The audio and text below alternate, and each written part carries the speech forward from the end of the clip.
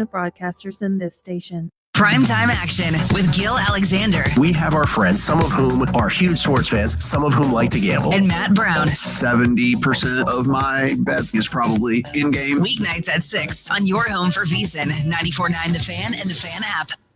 Your sports live here. WBUZ HD3 Laverne. We are the Game Nashville Sports Network. ESPN 94.9 The Fan. 30 years of the best sports talk in Middle Tennessee. It's the George Plaster Show, featuring Tennessee Sports Hall of Famers Kelly Holcomb and young gun Billy Derrick. And now, here's your host, George Plaster.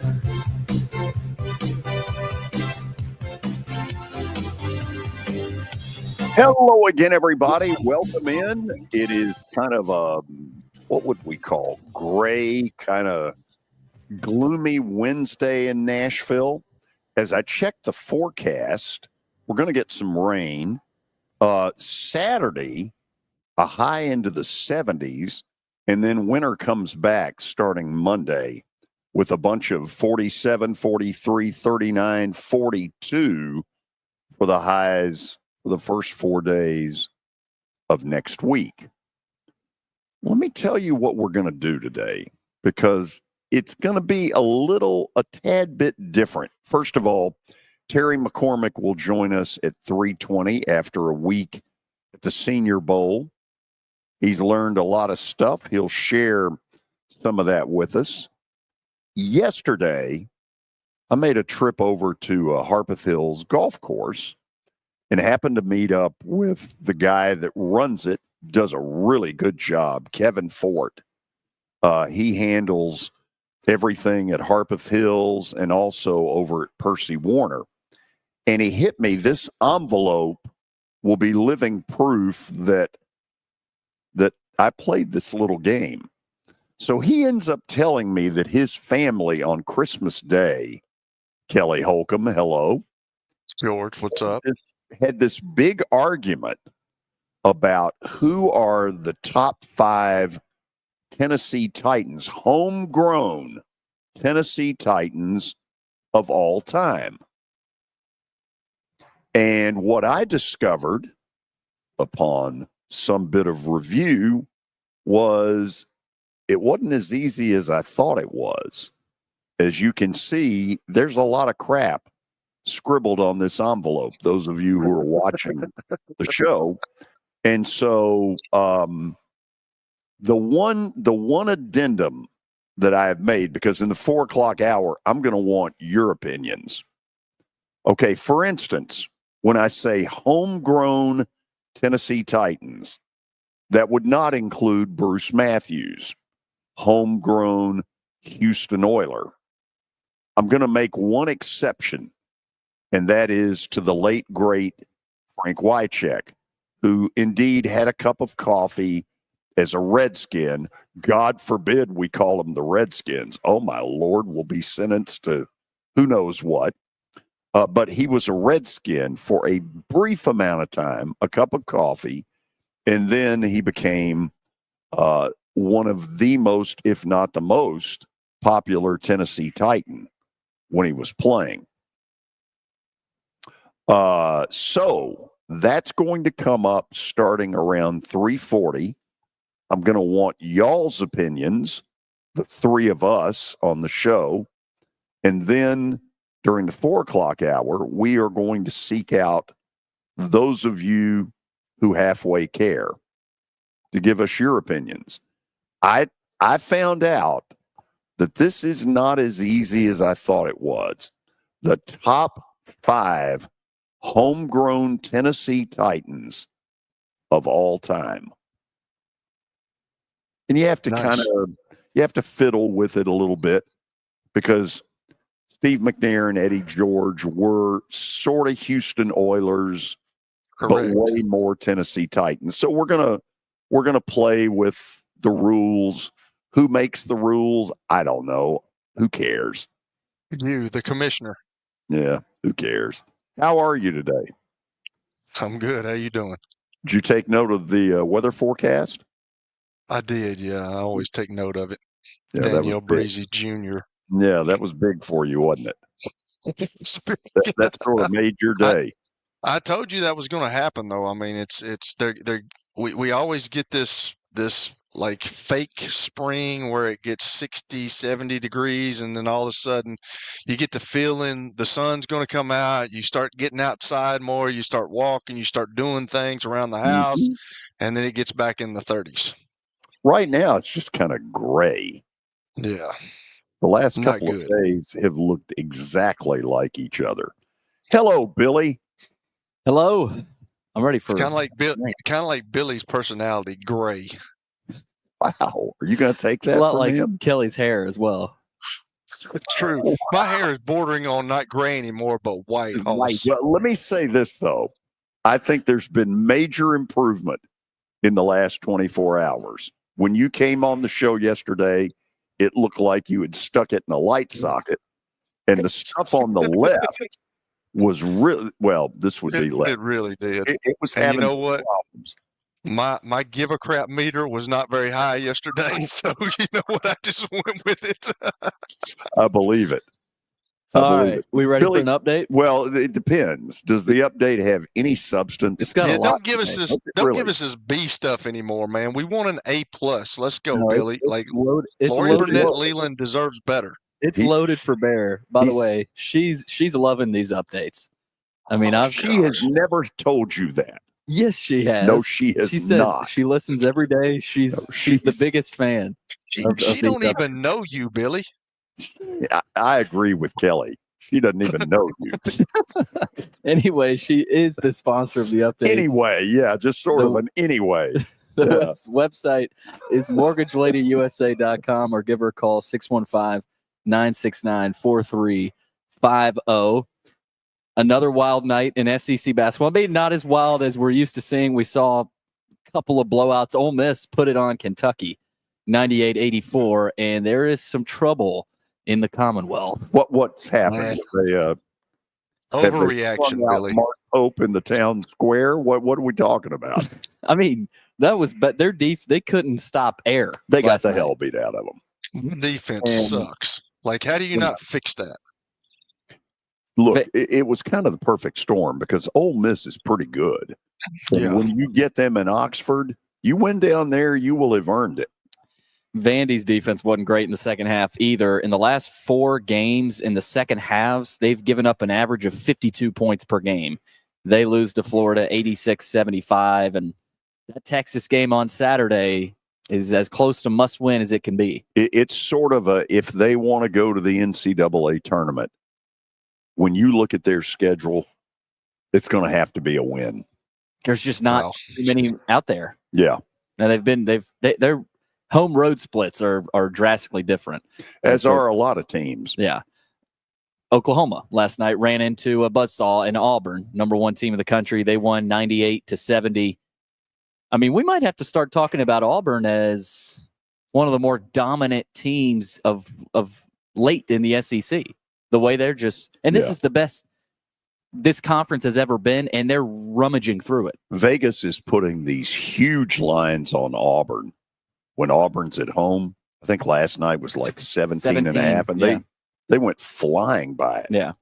Tonight, Tennessee hosting Missouri at 6 o'clock. Vols are a 9-point favorite in that one. Don't sleep on Missouri. That's a pretty good Missouri team. Mm-hmm. A big bubble game, Arkansas and Texas. Arkansas can keep climbing up the bubble if they want to win. If they want to make the tournament, they'll have to win tonight, most likely. They're at Texas, and then LSU at Georgia as well. Meanwhile, in the ACC, we've been talking about North Carolina and Hubert Davis, what's been going on there. Apparently, he's planning to make changes to his staff. Shocker. So, I would assume there's been interior conversations with him in the department that he will likely stay. And again, I don't know for sure, but he's talking about bringing in a general manager to navigate the NIL and transfer portal era. Yeah, it's probably a little too late to be talking about it. I mean, everybody's got a GM. I'm surprised that he's just now realizing that you might need a general manager. So I don't think it helped him at all that they were completely non-competitive at Duke. They got the crap kicked out of them at Duke. And I think I'm right that Carolina and Duke play in Chapel Hill in the final regular season game. Yep. If I'm Hubert Davis and I want to keep that job, I play Duke really competitive. If that happens again, the AD can think one thing, but the boosters ultimately can think something else. This is his. If he thinks this is going to be now we all know he'll be back. Not so sure. That's what coaches do, though, all the time. When they start feeling pressure, they're going to make changes because the next change is going to be you.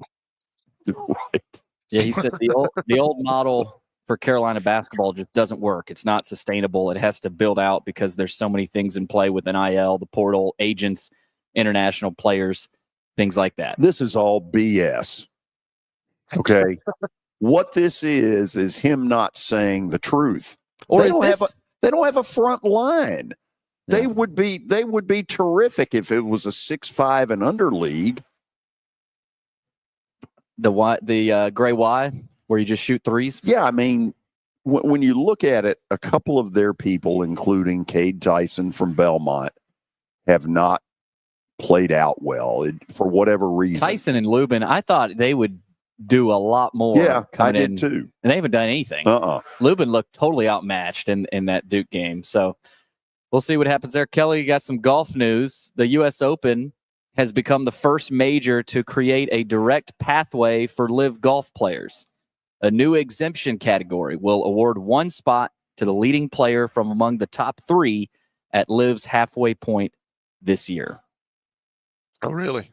Yeah. So here we go. Yeah, but here's the deal. Like all those guys that have won the U.S. Open and are playing on LIV, they get to play in the U.S. Open for their life. So it doesn't you're going to get all those guys back. I mean, it doesn't matter. Like they don't, and I don't think the LIV guys care because once you win one major, you get exemptions to all of them, and you get the exemption for that one for life. I think so. It's I don't know if it really matters because they know I can go out and I can get paid all this, but I'm still going to get to play in the majors because I've won one. Got some college football notes. This was from On3 Sports on Twitter. An anonymous NIL collective and personnel staffer came out and said that Auburn, Nebraska, Ohio State, Oregon, Tennessee, Texas, and Texas A&M spent the most on their 2025 recruiting classes. UL Monroe was not in there? No, unfortunately.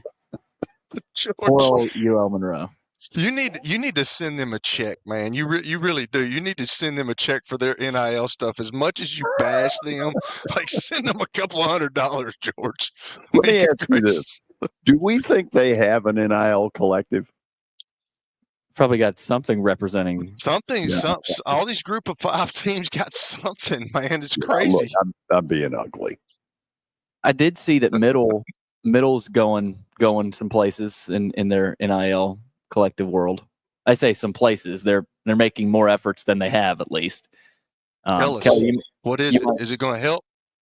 Well, I don't. I mean, there's did you see the deal with there's a concrete deal they had, the concrete company. But anything helps. Smyrna Ready Mix. Yeah, I think that's what it was. I believe the wasn't the slogan "We'll pave your road to a title." Pretty good. Hey, he can give as much money as he wants because they're worth over $1 billion, Billy. Yeah. Wow. More college football news. Alabama quarterback Jalen Milroe on if he would change positions in the NFL. Apparently, there's a lot of talk about that. He said, "You don't ask a zebra to be a dog." Oh gosh, here we go.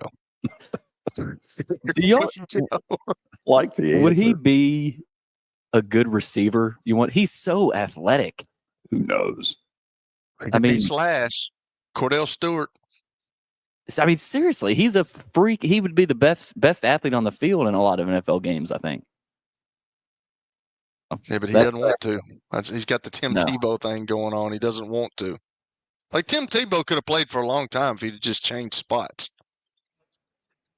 You got that right. Also, the NFL Players Association talking about the schedule. In quote, no one wants to play an 18th game. Shocker. Roger Goodell had a recent statement that safety data favors expanding the regular season somehow. Safety data? Yeah. That's a load of crap. I think he's talking about financial data. Because that's what it okay. Okay. So does that mean we're going to get one preseason game? Ooh. So take this to the bank. Okay. Eventually there will be an 18th game. And you know why? Because the NFL Players Association has the backbone of a chocolatey Claire. And Kelly knows it's true. It's true, but the NFL I've told you this before. It's a cash cow, George. They don't want to mess the cash cow up. NFL walks in, they make it rain and they throw some $100 bills, and all of a sudden, I'm satisfied. That's right. So, look, there's no question that 18 is too many. I love it, though, when they start we're concerned about player health. Really? Really? Yeah. Why do you keep bringing this up then? Goodell said on Monday that 18 regular season games and 2 preseason games might be a possibility. Oh, it's coming. It is absolutely coming. 18 games. Yep. They'll be playing until March. Are they even going to have preseason anymore? Like, what do we need preseason anymore for? Like 2 games? Who cares? Yeah, seriously. And none of the starters really play. No. Are you done? I've got one more note. One more. The SEC baseball predicted order of finish, according to the coaches: Texas A&M, first place; Tennessee, second; Vandy down at 7th. So, and they're saying this could be the best SEC baseball has ever been. Crazy. Gosh. Crazy. Yeah. Okay. After the break, Terry McCormick, Main Street Media, TitanInsider.com, will join us. We'll get all of his thoughts on what he learned at the Senior Bowl and what quarterbacks are in the mix. Stick around. This is 94.9 The Fan. New year, new priorities. Family and safety come first. If a car or truck accident disrupts your life, Bart Durham Injury Law is here to help. We're local, experienced, and ready to fight for you. Call 615-242-9000. Happy 2025 from Bart Durham Injury Law. It's easy to say good things about the folks at Strike and Spare Family Fun Centers. Number one, I trust them with something that's near and dear to me, the Plaster and Friends Celebrity Bowling Night. But more importantly, I see the fun people have. They enjoy the bowling, they enjoy the camaraderie, and you will too. Come by any of their locations and get ready to have some fun. Venture Express has been helping people in this area for more than 40 years. They're headquartered in Murfreesboro with over 30 years of dedicated fleets involving production, manufacturing, and corrugated experiences. They're an asset-based company with over 700 tractors, 4,000 trailers, and 800 drivers. If you need their help, dial them up 615-793-9500 or log on to ventureexpress.com. As the trusted premier custom home builder in Middle Tennessee, Donnelly Timmons has over 20 years of experience in the industry. Whether you're looking to build your dream home or renovate your current home, their team will ensure that every client and every remodel is unique, luxurious, and completed on time within budget. Founders Dustin Timmons and Joey Donnelly have over 25 years of construction experience in the Nashville area. Together, they have completed projects in Forest Hills, Oak Hill, Green Hills, Franklin, and Brentwood. Dustin and Joey believe that communication is the most important aspect of all construction projects. Therefore, they personally manage each project themselves and are involved in job site activities on a daily basis. Their commitment to quality and integrity has earned them an outstanding reputation among their clients. Contact them to set an appointment for a free consultation or to view some of their completed projects.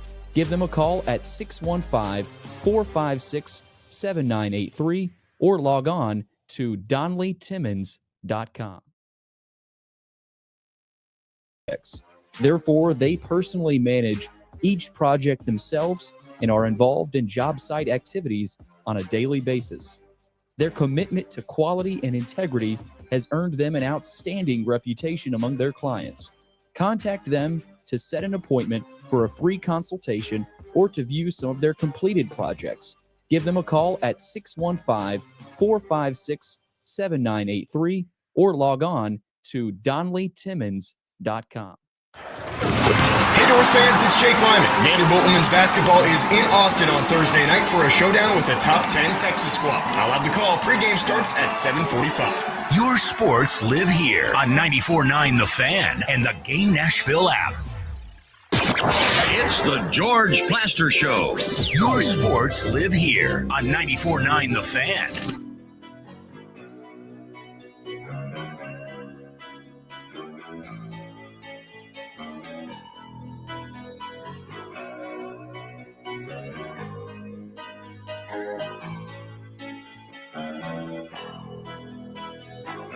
Should I break out in song? Sure. No. Let's hear it. No. I love wanna that hear it. song.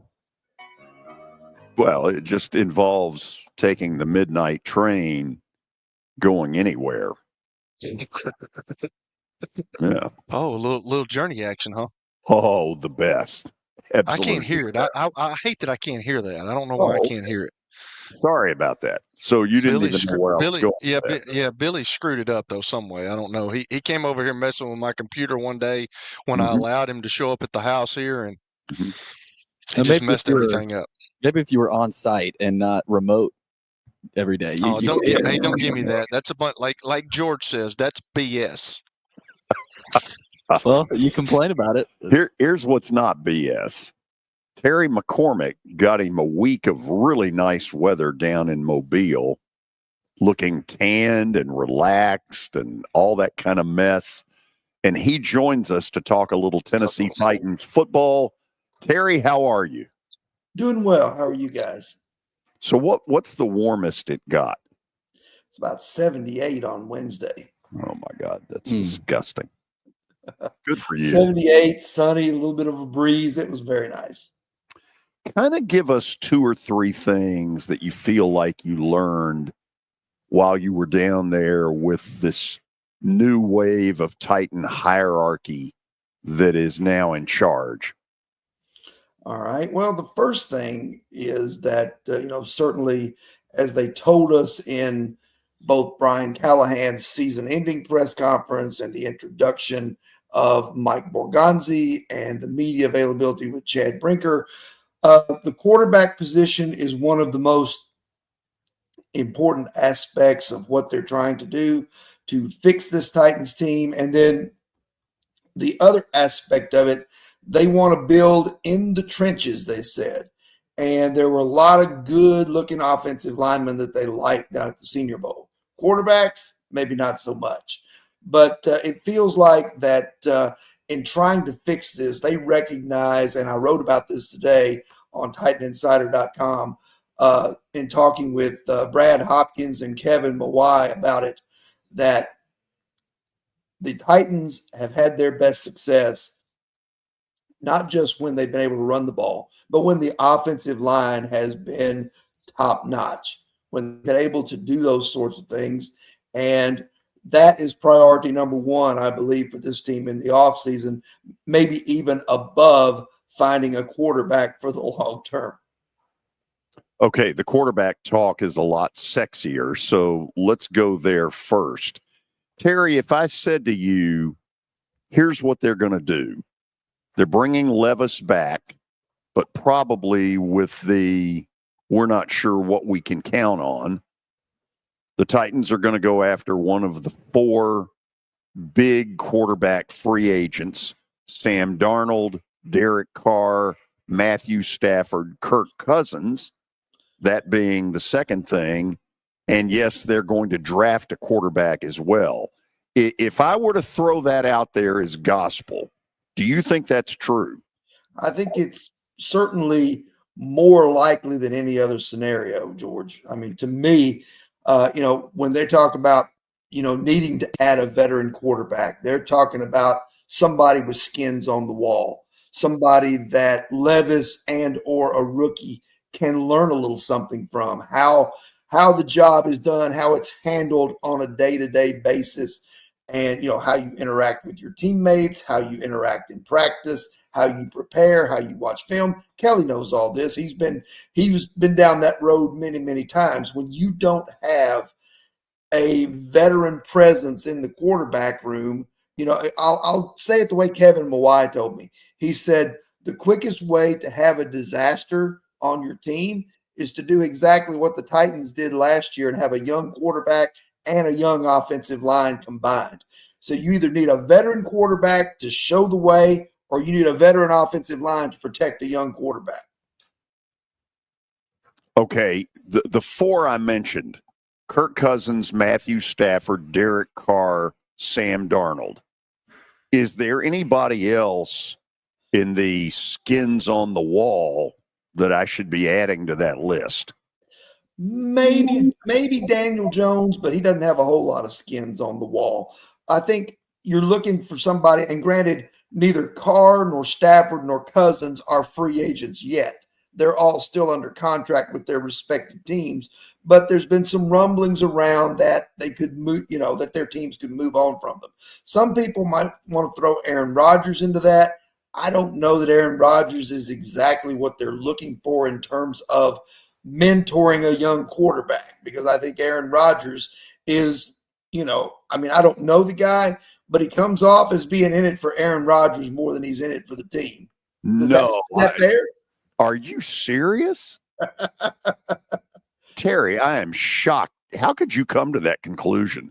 I don't know, just from watching him for the last 20 years. Yeah. Haters. Wow. So let me try this one. It appears that the majority of the people who were down there have come away with the belief that neither of the top two, Cam Ward, Shedeur Sanders, are worth a number one pick in the draft. Off what you've seen, do you agree with them? Well, I don't admit to being a draftnik, somebody that watches endless film of college players just to, pick them apart and say this guy needs to be a second round pick or this guy needs to be a fourth round pick or whatever. But Brian Callahan did say that Ward and Sanders, in some order, are the top two guys in this draft. And it's their job, as well as the scouting staff's job, to decide if either of them are worth the number one pick. I certainly don't think they have arrived at that point yet. I do think that, they're going to continue to do more evaluation, obviously watch these guys work out at the combine, meet with them, have them in for a 30 visit, go to their pro days, all the, rigmarole that you do when you're looking at a quarterback, whether it's a first round guy or whether it's somebody in the later rounds. I think, pretty early on in the process, I think that, most people will tell you that, no matter how good you think Ward or Sanders is, they're not going to be on the level of a lot of these guys who come out the last 2 or 3 years, like CJ Stroud, like Jaden Daniels, maybe even like Bo Nix. At best, they might be in the Bo Nix, Michael Penix conversation, but that would be on the high side. I think if you're the Titans, you have to go, are we prepared to, roll the dice with somebody that may not be the highest level of quarterback? Are we ready to roll the dice with somebody who might only be a good quarterback? That's the question they have to answer. And Mike Morganzi has already said they will not pass on a generational type talent. I don't know that either one of those guys are a generational type talent, but I think you can make a case that Travis Hunter and Abdul Carter might be generational type talents. So by using that logic, it would appear to me that they're showing interest in the quarterbacks, but they certainly would welcome a trade out if somebody wants to come up and take one of them. Okay, here's the last thing on my end, and then we'll go to Kelly. So you know all the calendar stuff a heck of a lot better than I do. When are we likely to find out that some team has approached the Titans and said, look, whether it's the quarterbacks, Abdul Carter or Travis Hunter, we want to move up and we are prepared to make it worth your while? When are we likely to first hear that kind of thing? Probably at the combine at the end of this month. I think that's when the talking, the conversations, the rumors, the, go sit, over beverages and, have these conversations, things like that. I think that's probably when a lot of that will start to heat up. I think, it's certainly, it's not out of the realm of possibility that somebody could call right now and say, hey, we want to move up to number one. But I just think it's a little too early in the process for that to begin. Once they get an idea beyond just the film that they've watched on these quarterbacks and on, some of these other prospects, of what they feel like these guys are, once they've met with them, once they've watched them throw in person, once they've gotten a feel for who they are, not only as quarterbacks, but as people, then I think the wheels will start to turn because you'll have a better evaluation of what their worth is. So, Kelly, apparently they have beverages that they serve in Indy.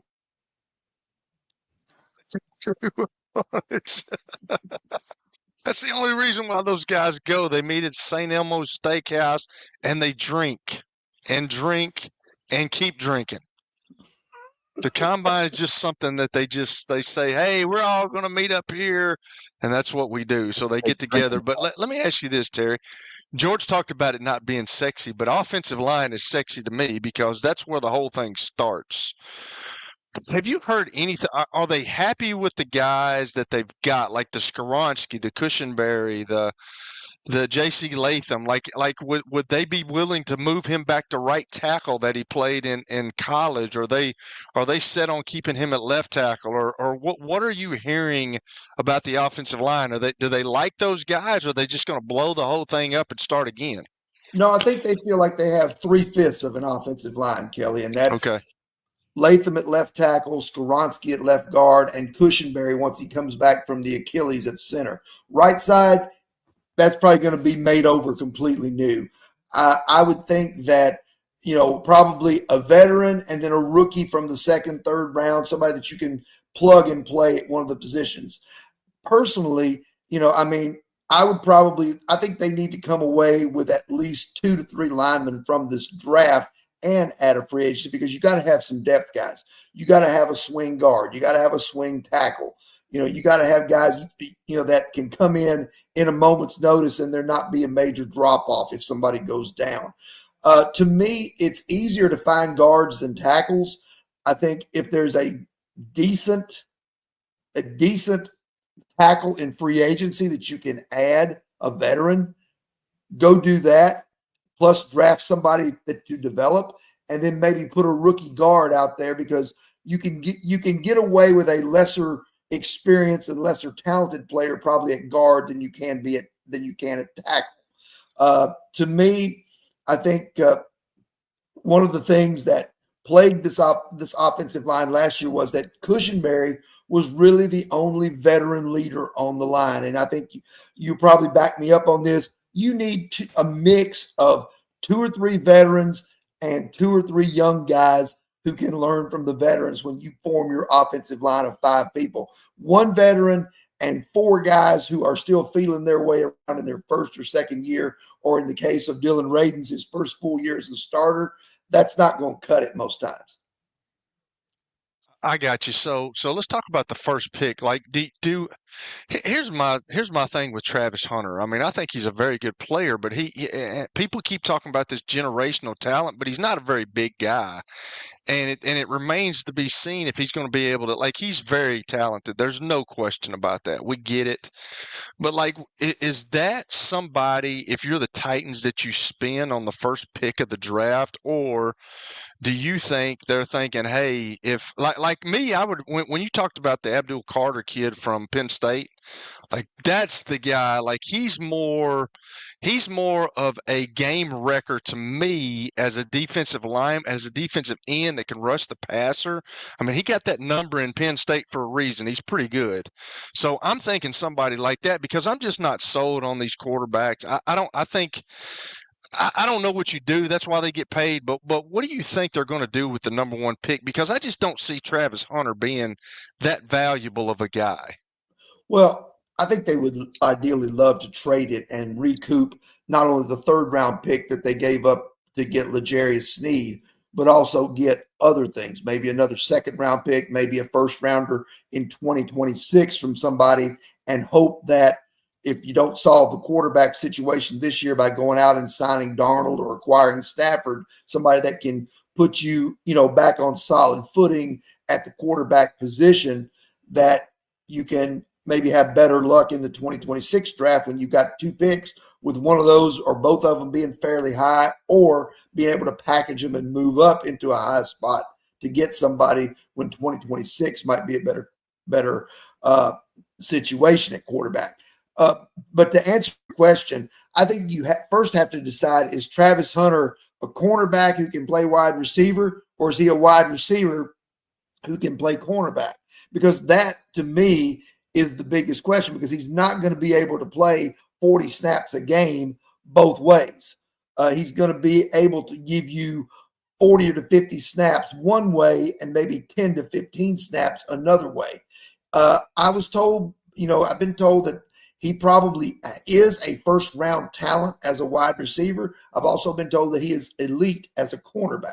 But corner is not really one of your needs. So to answer your question, if I'm the Titans and I think Abdul Carter is a game wrecker, I'm with you. I maybe take him over Travis Hunter.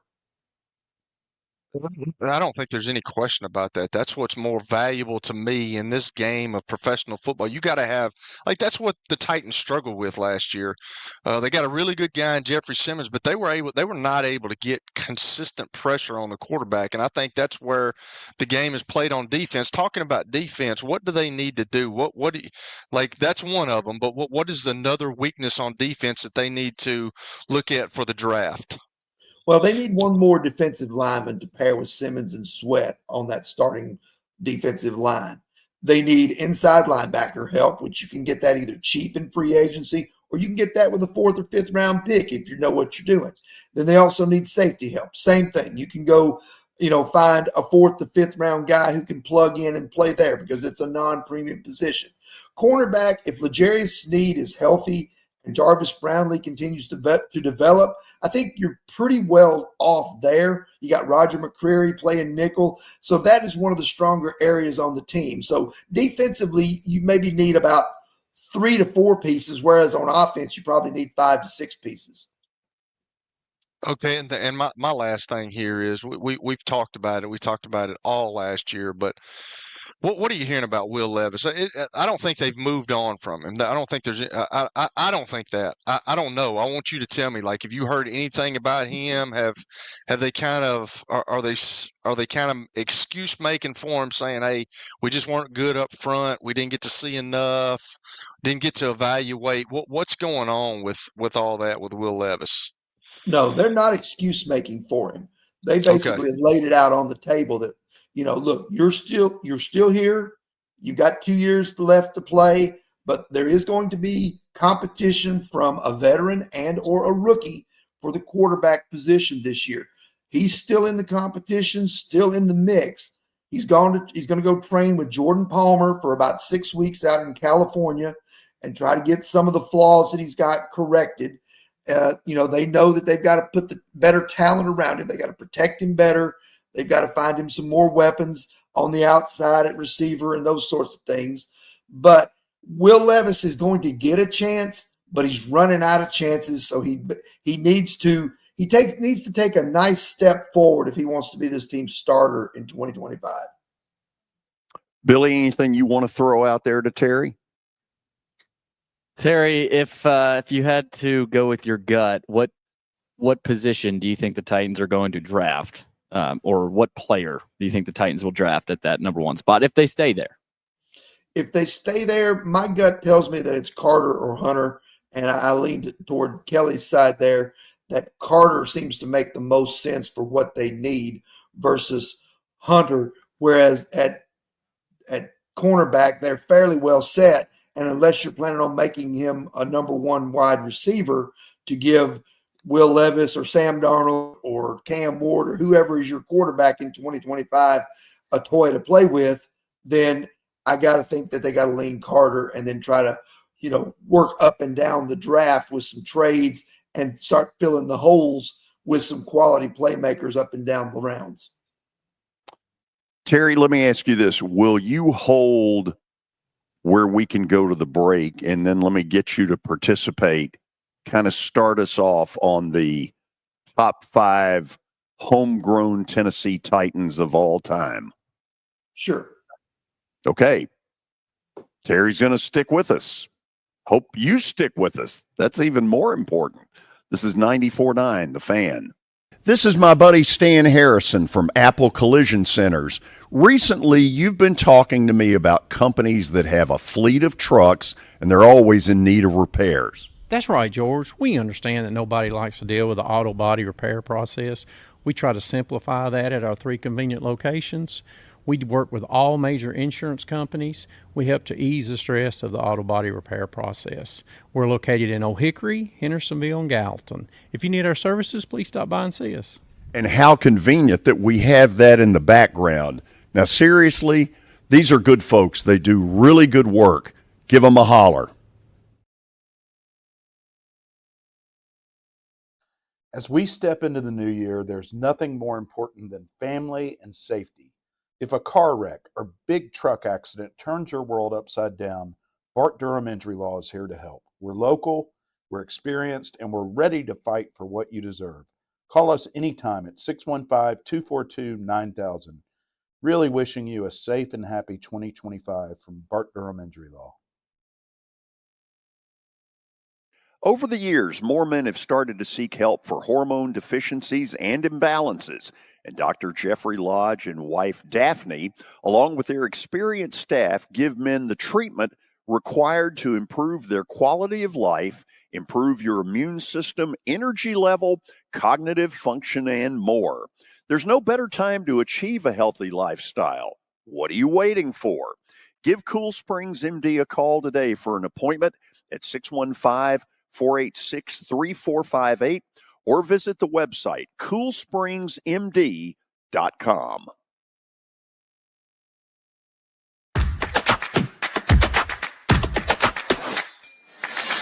Are you concerned about the Medicare Part D changes for 2025? Believe me, you're not alone. You need to contact Pancos Benefits. They'll make the changes clear and easy to understand. Trust Pancos to guide you through it all. Their knowledgeable team is here to help you understand the updates and make informed decisions about your Medicare coverage. Don't navigate these changes alone. Call Pancos Benefits today at 615-292-3400 and choose option 3, or visit pancosbenefits.com. That's 615-292-3400 and choose option 3.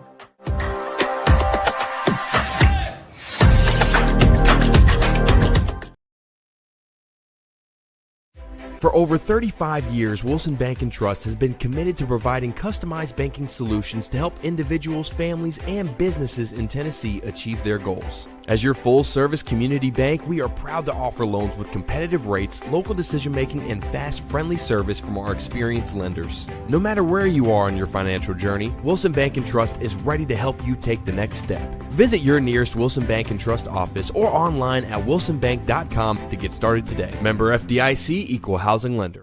performances. Sports. Did he not go back into the game after that interception? Let's get this turned around. And we're all saying, no, they don't. Here. You thought you were on your way. Your sports live here. On ESPN 94.9. The Fan. And the Game Nashville Sports Network. It's the George Plaster Show.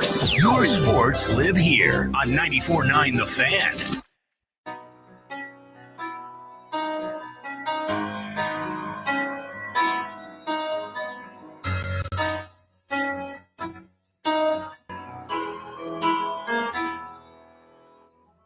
Apparently, it's IQ Day. I like it. Anyway, I've asked Terry McCormick, Main Street Media, TitanInsider.com, to hang with us for a minute. Terry, you know where I'm going with this. Yesterday, I went over to Harpeth Hills Golf Course, and my buddy Kevin Fort, who runs and does a great job running it, sort of stopped me and said, hey, I want to kind of toss something at you. And what he did, he told me that at Christmas, I guess on Christmas Day, must be a bunch of sports fans in that family. They all kind of sat down and argued out the top 5 homegrown Tennessee Titans of all time. Okay, at the beginning, when I first started this envelope, it seemed real easy to me. And maybe I was a little closed-minded because going back 25 years, there were some great players when this team first got here and played at Nissan Stadium. The more I started delving into it, the more difficult this thing felt to me. So I've asked you to give me your 5 as somebody who's covered every last minute of this, the good, the bad, and recently mostly the ugly. Who are the 5? All right, George. Number 1, and I know some people would say this is recency bias, but I don't think so, is Derrick Henry. Stop there, because to me, anybody who doesn't have him in is the same fool that didn't have Ichiro in the Hall of Fame. To me, Derrick Henry is he's Codlock cinch. Codlock cinch. Thank you, Billy. He's the only guy on my list that if he retired right now, the others are already retired, but if he retired right now, would be a Hall of Famer. Okay, so for you, it's not discussable. No, he's far and away number 1. Okay, you and I are the same on that. Keep going. Number 2, I said Eddie George, who is the franchise's all-time leading rusher. Derrick Henry got close to that record.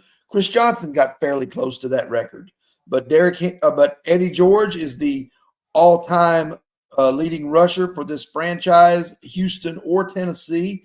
And even though he was drafted by the Houston Oilers in '96 after winning the Heisman at Ohio State, the bulk of his career obviously came in Tennessee. If I told you that the difference between Eddie's numbers and Chris Johnson's is only about 700 yards, would that surprise you? A little bit, but I think I think some people forget just how explosive Chris Johnson was during his first 2 or 3 years with this team. Okay, keep going. Number 3, I'm going with the only quarterback that this team has developed that has panned out, and that is Steve McNair. Obviously led the franchise to the one and only Super Bowl appearance that they've had. Was a co-MVP in 2003 along with Peyton Manning. Probably could have been an MVP in 2002, the year before. Took him a little while to really figure things out, something that quarterbacks are not allowed to do anymore, to sit and learn and then play through mistakes for a couple of years. But once Steve figured it out, he was fantastic, and the franchise really has not developed anybody even close to him. The only guy who played close to that level was probably Ryan Tannehill in 2020 and 2021, or 2019 and 2020, I should say. McNair, am I right? 2003 National League MVP, co-MVP with Peyton? Yes, that is correct. Okay, give me your numbers 4 and 5. My number 4, got to have somebody on the defensive side of the ball, and I'm going with Keith Bullock. He was rock steady for a decade at outside linebacker. Not big sack numbers because that's what he was not asked to do. He was asked to be more of a coverage linebacker. Javon Curse and Albert Hainsworth certainly had higher peaks during their time with the Titans, but longevity's got to count for something, so I'm going with Bullock, who was rock solid for 10 years. Okay, and number 5 for you. Number 5 is very, very close. I started to go with Chris Johnson, but I'm going to go with Derek Mason, who is the franchise leader in receiving, I believe, if that is correct, or at least the Titans portion. And a week ago, named to the Tennessee Sports Hall of Fame. I know I'm leaving out lots of very deserving players who, spent the bulk of their career here. I'm leaving out Samari Rolle, Frank Wycheck, Chris Johnson, like I mentioned before. But to me, Derek's accomplishments here on a team that really wanted to run the football, on anything that wasn't 3rd and 8, really stood out for a number of years as a receiver here. Okay. Kelly, feel free to jump into the middle of this because during the 4 o'clock hour, we're going to get listeners' takes on this. Have we shortchanged Michael Roos? He had a really solid career here.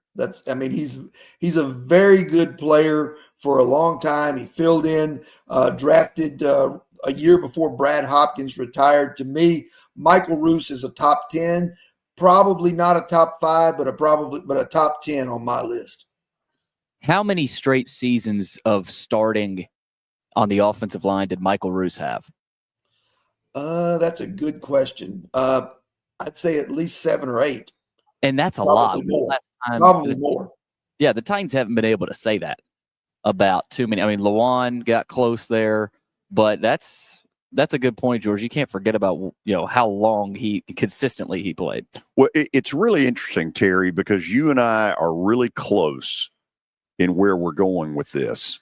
To me, there is no discussion about Derrick Henry. Anybody that wants to call and argue that, listen, have at it, but I ain't buying it. Is Javon Curse anywhere in there? I mean, does that get consideration for top 5? I mean, I was thinking today because I knew we were doing this. He had one of the most unbelievable plays. Yeah, he had one of the most unbelievable plays. The biggest hustle play I ever saw. We were playing the Titans the next week. I think I was in Cleveland. And the quarterback threw a hitch out to the right. He was on our left on the offensive side, so he was on the right of the defense. He rushed, and he went out of the picture, and then it was just a hitch route on the right. And whoever it was juked out the cornerback. Well, all of a sudden, you see Javon Curse come into the picture, and it was a 40 or 50-yard gain, but he ran the receiver down. And that was the most unbelievable play yet that I've ever seen by a defensive lineman to rush the quarterback. He's out of the play, but he was the one that stopped the touchdown. I mean, that was the most impressive thing. So I just think he's got to be mentioned, don't you guys think?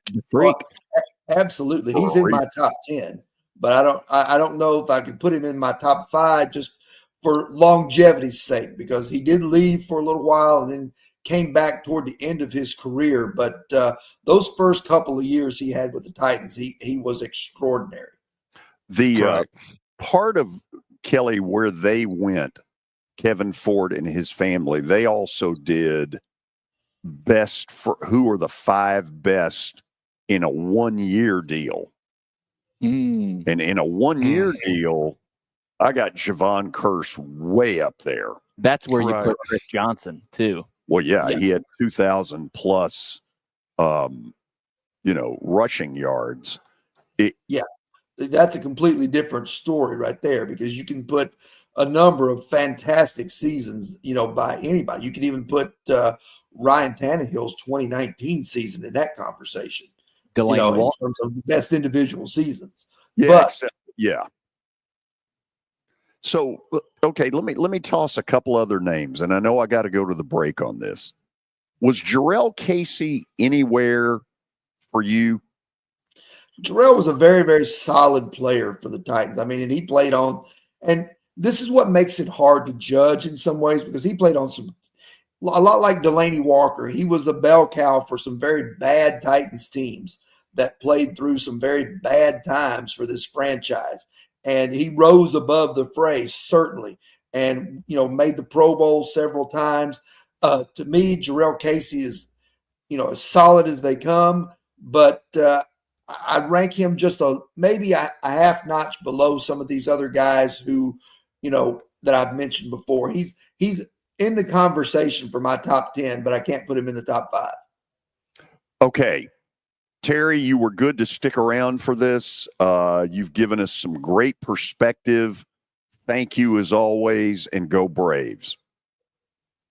George, Yankees' first spring training game, February 21st. We are 2 weeks away. I can't wait. Yankees my whole world revolves around them. Yankees are loading up in the bullpen. By the way, your boy was at the Marquette St. John's game last night. Oh. Very nice. Wonder what kind of reaction he got. Anyway, we'll go to the break on that. Then we'll go stat of the day, which we'll probably bomb at. And then we'll get down and dirty and see what you all think. This is 94.9, The Fan.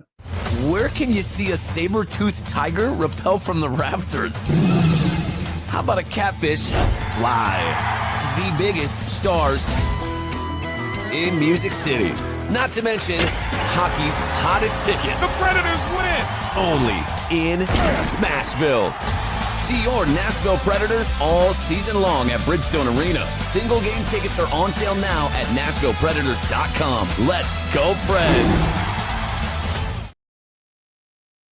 Hit After Hit has become the baseball store in Tennessee. They have over 1,000 different models of gloves and over 1,500 wood bats. They also have several Iron Mike pitching machines as well as a Hit Tracks machine. If they don't have it, you probably don't need it.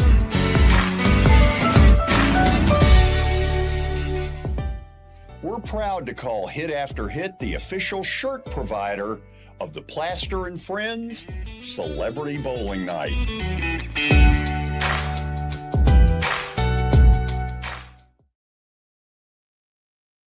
The George Plaster Show gets advertisers the results they're looking for. For example, here's Metro Nashville police officer Garen Hoskins. You hear me all the time on the show talk about changes in career and people looking to serve their community and get into law enforcement and join a great department. And I just so happened to meet an individual who heard my segment on your show and has already applied, has come from multiple different career paths and has always had this dream. And we're very glad to have him. And that's just going to be the start of many. If you want to be part of the Plaster Show advertising family, it's simple. Just email me, plastergeorge@gmail.com. Again, plastergeorge@gmail.com. We will fit your budget and your needs. You hear me all the time on the show talk about changes in career, people looking to serve their community and get into law enforcement and join a great department. And I just so happened to meet an individual who heard my segment on your show, has already applied, has come from multiple different career paths and has always had this dream. And we're very glad to have him. That's just going to be the start of many. If you want to be part of the Plaster Show advertising family, it's simple. Just email me, plastergeorge@gmail.com. Again, plastergeorge@gmail.com. We will fit your budget and your needs. Your sports live here. WBUZ HD3 Laverne. All around the world on the Game Nashville app. We are the Game Nashville Sports Network. ESPN 94.9. The Fan. It's the George Plaster Show. Your sports live here on 94.9 The Fan.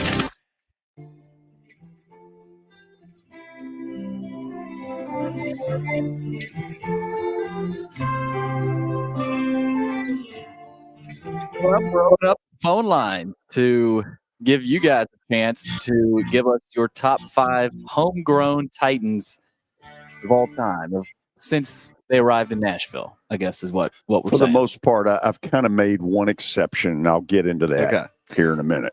But first, stat of the day brought to you by Apple Collision. Stan Harrison and the crew. You can find them in Old Hickory, Hendersonville, and Gallatin. Give them a call, 615-754-9800, or log on to applecollisioncenters.com. All right. Here's what we got for stat of the day. We're going college hoops again. It's been 711 days since Indiana basketball has a ranked win. Who was that ranked win against? So almost 2 years ago, and by the way, that picture, those of you who are watching, that's Mike the Woodson. current coach, Mike Woodson. He will not be the coach next year. No. I don't think. You're going to have some pretty high-profile. Indiana? Maybe. Maybe North Carolina? Maybe North Carolina. Virginia? We know Virginia. If you've got a coach on the rise, buckle up. Yeah. Kelly, I mean, the most obvious would be to throw out Michigan State because they're always up there under Izzo. First thing that came to my mind was Ohio State, but you're right, Michigan State. I think that's Michigan State, Wisconsin, somebody like that. I would say Michigan State. Okay. Billy, show us Michigan State. Incorrect. Purdue. Wow. Okay. Yep. There we go. They beat Zach Edey in Purdue, I think, when Edey was a junior or sophomore, maybe. George, how long has it been since Indiana has been really good? Or like considered for anything. Like I remember growing up, and Bobby Knight obviously was the coach, won a couple of national championships. Keith Smart hit that shot there at the end, which I remember watching. But like they have not been significant in decades.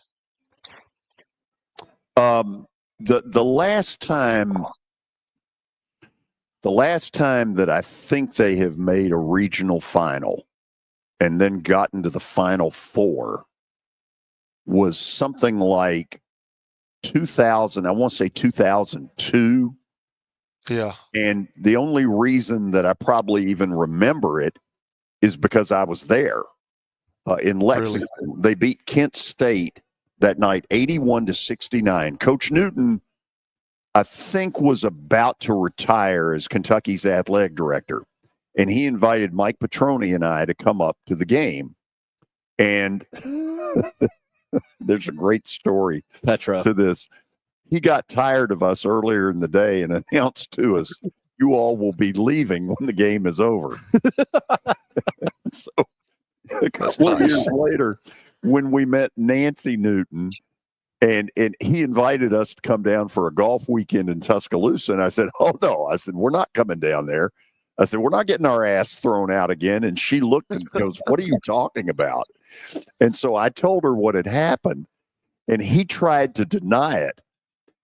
She looks at him. She goes, did you throw them out? No, absolutely not. I said, like, hell, he didn't. And then by the end of the conversation, he goes, Nancy, they were driving me crazy. Nice. Oh, I'd imagine that has happened multiple times. Man. There were some great memories. But we were there. We sat on the front row at Rupp for that game. And that's when it felt like Indiana basketball was kind of back. But the truth of it is, since Bobby Knight, spotty at best, inconsistent at best, nowhere near the Bobby Knight Indiana. Nowhere near it. Okay. It's kind of sad, too. I mean, I just remember growing up, man. It's kind of sad. And well, they missed out on getting Dusty May. Their fans were not happy when Dusty May got scooped up by Michigan in the cycle last year, and they got stuck with Woodson. Yeah, Woodson had been more of a pro guy until that time. He'd coached, I think he'd coached the Knicks and the Atlanta Hawks. Anyway, we're now officially into the 4:00 hour, and we welcome all of you back to our digs at the Fordyce Center in Bellevue. I'm going to look for massive phone call response today at 615-553-0933. Here's where we're going with it. Some of you have already heard this. We have asked you to throw out, for our consideration, the top 5 homegrown Tennessee Titans of all time. Now, you say, what does that mean? Well, for instance, Bruce Matthews would not be one of those. He was a homegrown Houston Oiler. The one exception I made was for my late buddy, Frank Wycheck, who had a cup of coffee with the Redskins, basically got waived by them, was no factor whatsoever, picked up by the Oilers, and then as a Titan, killed it. So, Kelly, I tried really hard. I will confess to this. I tried really hard to put Frank Wycheck in that top 5, and I just couldn't do it. Of the list that I feel like I've got, I just couldn't put him there. Now, here's what I will say. If you go back to when the Titans first came to Nashville, and the popularity was incredible, it wasn't like it is right now, where they've been for some time kind of an embarrassment. That they've been buffoonery in the front office, all of the above, any of the above. They don't draft for squat. From the 3rd round on, they might as well be in the Bahamas, because their drafts over the last 5 years from rounds 3 to 7 are a complete joke. But here's what Frank Wycheck did do for this franchise. It's not going to get him in this top 5 for me, but he had as much to do with the popularity when they first got here as even Jeff Fisher. Fisher was great with his PR, but Frank Wycheck was the absolute leader of a group of guys that got out and about around town, and everybody knew him and everybody loved him. And it's crazy that Frank Wycheck went to the Redskins and didn't have the career, and then he came here, and now he's being talked about in being in the top 5 of the best Titans ever. So it's just amazing where, I said it yesterday with Tony Basilio, but timing, a lot of timing goes on with it. And I always use Jim Plunkett, where he got drafted by the New England Patriots, didn't want him, didn't play good. He goes out to Oakland and he becomes a Hall of Famer and wins a couple of Super Bowls out there. But just a new scenery sometimes, and a new opportunity for guys, and that's what Frank Wycheck got. And he was a really, really good football player. So we're going to want you all to weigh in. If you're out there listening, I want you to weigh in, and I want you to weigh in strong, however you feel, at 615-553-0933. Again, 615-553-0933. Let me ask this question before we do any of that. Kelly, you're the one that played against a bunch of these people. Yeah. Who's on your list? Well, it's funny that Terry, and I'm sure you did too, had the first. That's kind of what the Titans have been known for, a running football team. You've got 3 guys that are in consideration, 2 of them that are in there. I think everybody's got kind of similar with their top 5. I mean, you start getting around 4 and 5, it probably differs a little bit. But I was thinking, and here's another thing too, George. I mean, I know that we got Steve McNair and Eddie George, but are we considering them homegrown? I've kind of made the exception, because McNair, for instance, McNair really. He sat in Houston. Yeah. Now, Eddie George played significantly. So if you want to, go by the letter of the law and say, hey, I'm not putting him in because of that, it's a convenient way to sort of stick Chris Johnson in there. Yeah, so here's the way I'm going to go about this. And me being a quarterback, you know where I'm going. I just think that Steve McNair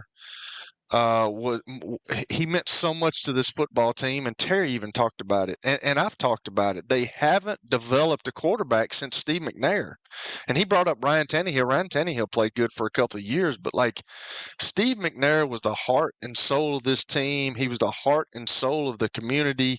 The guy was injured a lot. I don't think people really understand the beatings that he took. He didn't get to practice much. I wish I could have done that. Didn't get to practice, but go play. That'd been great. But Jeff Fisher obviously trusted him, trusted his focus, knew he was going to be prepared.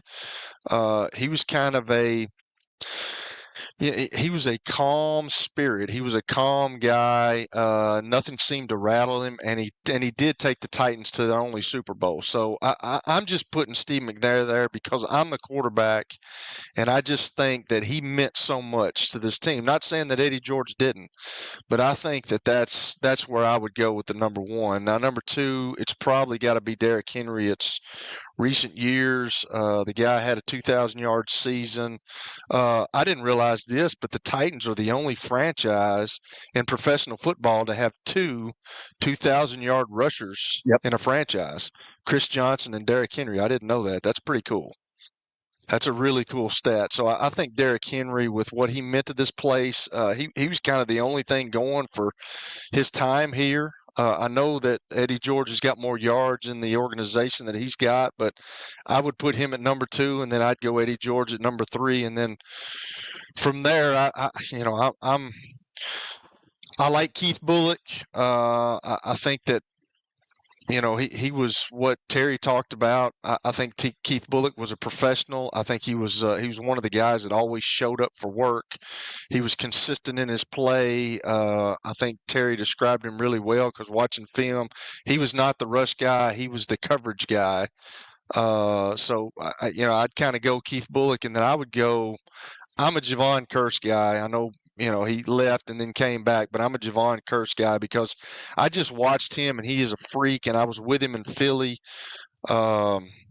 Just an old downright country guy, down to earth. There you go. Down to earth. And that play I saw that I described earlier in the broadcast, that was the most freakish thing I've ever seen from a player, because most guys will not do that. When they're out of the play, they just give up. But if he doesn't make that play, and that play was 50 yards down the field, guys, and he caught a receiver, and I can't remember who the receiver was, but that was the most impressive thing I've ever seen from a defensive lineman. And just for that, I got to put him in my top five. Okay, run through your five again.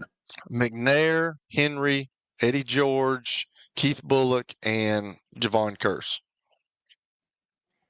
Okay, let me do this because I had hoped when we did this that we would get a ton of response.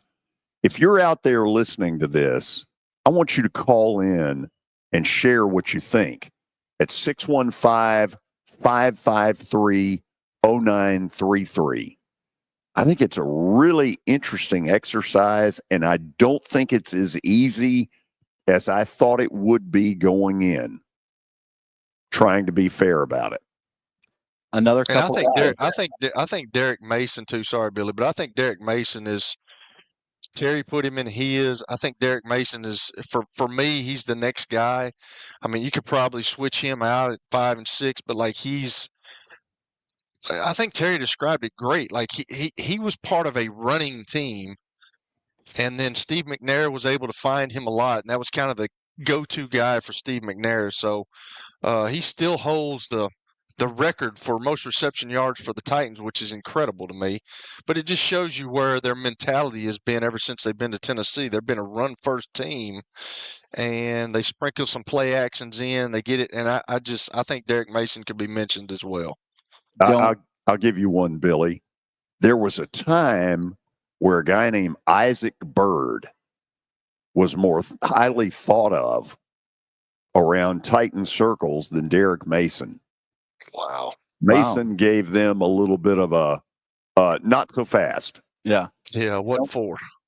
Don't forget about Albert Hainsworth, drafted in 2002, played 7 years for the Titans, 2-time Pro Bowler.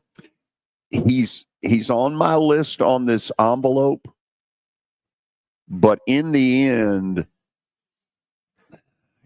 Kelly, I want to say this right. Flashes of brilliance, flashes of the most destructive defensive lineman in the history of destructed, but not often enough. Not every down, every play. That's what you got from Albert Hainsworth. Like, if he played every play, like when he did play a play, like watching him on film, he could wreck an offense. He really could. So it was one of those deals where he's going to play for a couple and then he's going to take a couple off. Okay, we're going to go to our first break of the hour. Then we'll get to some of your phone calls. I'll admit I'm disappointed. I thought a bunch of you would get in the middle of this conversation because it is so much of the past of this pro football team. 615-553-0933. That is our number. This is 94.9 The Fan. As we step into the new year, there's nothing more important than family and safety. If a car wreck or big truck accident turns your world upside down, Bart Durham Injury Law is here to help. We're local, we're experienced, and we're ready to fight for what you deserve. Call us anytime at 615-242-9000. Really wishing you a safe and happy 2025 from Bart Durham Injury Law.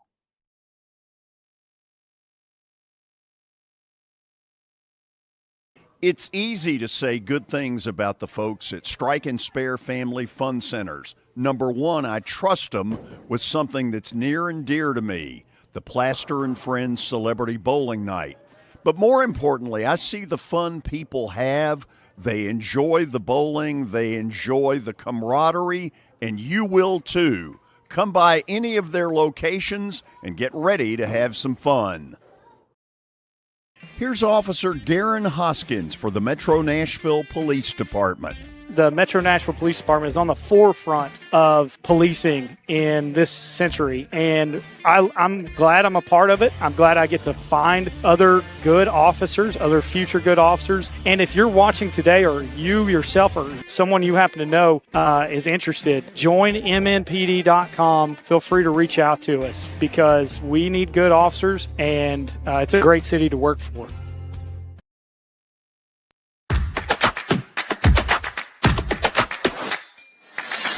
Are you concerned about the Medicare Part D changes for 2025? Believe me, you're not alone. You need to contact Pancoast Benefits. They'll make the changes clear and easy to understand. Trust Pancoast to guide you through it all. Their knowledgeable team is here to help you understand the updates and make informed decisions about your Medicare coverage. Don't navigate these changes alone.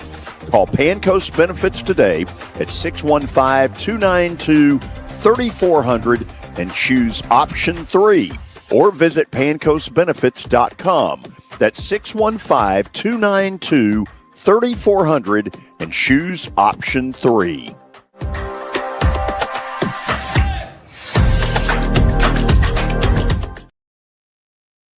Pancoast Benefits. They'll make the changes clear and easy to understand. Trust Pancoast to guide you through it all. Their knowledgeable team is here to help you understand the updates and make informed decisions about your Medicare coverage. Don't navigate these changes alone. Call Pancoast Benefits today at 615-292-3400 and choose option 3, or visit pancoastbenefits.com. That's 615-292-3400 and choose option 3.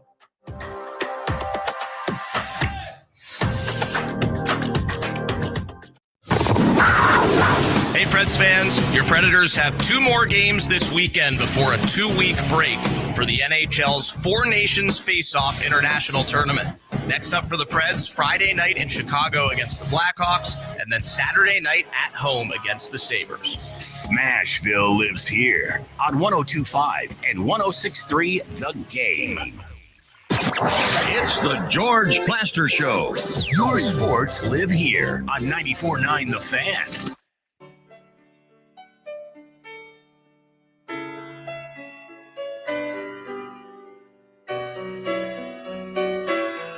Radar showing that pretty good little chunk of rain moving into the Nashville area right about now, and certainly in the next hour, you're going to know it.